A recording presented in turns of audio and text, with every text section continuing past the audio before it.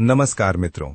आज हम एक ऐसी महत्वपूर्ण बात पर चर्चा करने जा रहे हैं जो आपकी सोच, दृष्टिकोण और धीरे धीरे आपके जीवन को पूरी तरह से बदल सकती है।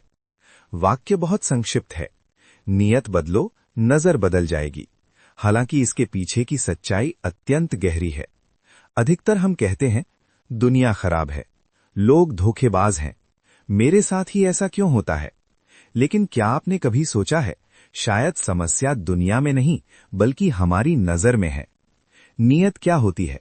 नियत का अर्थ है किसी भी कार्य को करने के पीछे हमारा इरादा, भावना और सोच। नियत दृष्टिगोचर नहीं होती, लेकिन यही तय करती है कि आप दुखी रहेंगे या शांत, आप हार मानेंगे या आगे बढ़ेंगे। श्री कृष्ण कहते हैं, कर्म से पहले नियत को शुद्ध करो। नजर क्या होती है? नजर का अर्थ है आप चीजों को किस प्रकार देखते हैं। एक ही स्थिति में लेकिन दो लोगों की नजर भिन्न हो सकती है। एक कहता है ये समस्या है, दूसरा कहता है ये अवसर है। स्थिति वही है, पर फर्क सिर्फ नजर का है। उदाहरण, गरीबी या सीख। मान लीजिए एक बच्चा गरीब परिवार में जन्म लेता है। अगर उसकी नीयत कमजोर है तो वो कहेगा मेरी किस्मत खराब है। लेकिन यदि नीयत मजबूत है तो वो कहेगा मुझे मेहनत करनी है। वही बच्चा आगे चलकर या तो शिकायत करता है या इतिहास बनाता है। नियत और कर्म का संबंध। श्री कृष्ण गीता में कहते हैं, कर्म करो, फल की चिंता मत करो। जब हम फल पर ध्यान केंद्रित करते हैं तो नियत कमजोर हो जाती है। लेकिन जब हम कहते हैं मैं अपना कर्तव्य निभा रहा हूं, तो वही कर्म योग बन जाता है। उदाहरण 2, नौकरी और व्यापार। दो लोग एक ही कंपनी में कार्यरत हैं। पहला, बस सैलरी मिल जाए काफी है। दूसरा, मैं सीखूंगा, बेहतर बनूंगा।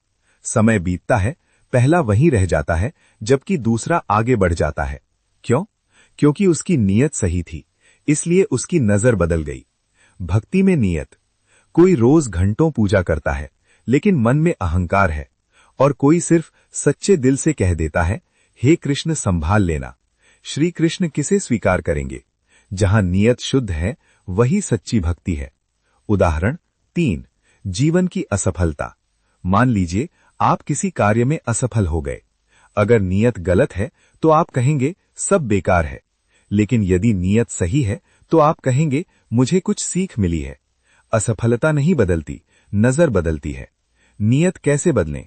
शिकायतें कम करें, कर्तव्य पर ध्यान केंद्रित करें, तुलना से बचें, आभारी बनें, और सबसे महत्वपूर्ण, श्री कृष्ण पर भरोसा रखें। शक्तिशाली समापन। आज एक बात याद रखिए, यदि आपकी नियत शुद्ध है तो भले ही देर हो सकती है, लेकिन हार नहीं। नियत बदलें, नजर बदल जाएगी। यदि नजर बदली तो पूरा जीवन बदल जाएगा। जय श्री कृष्ण।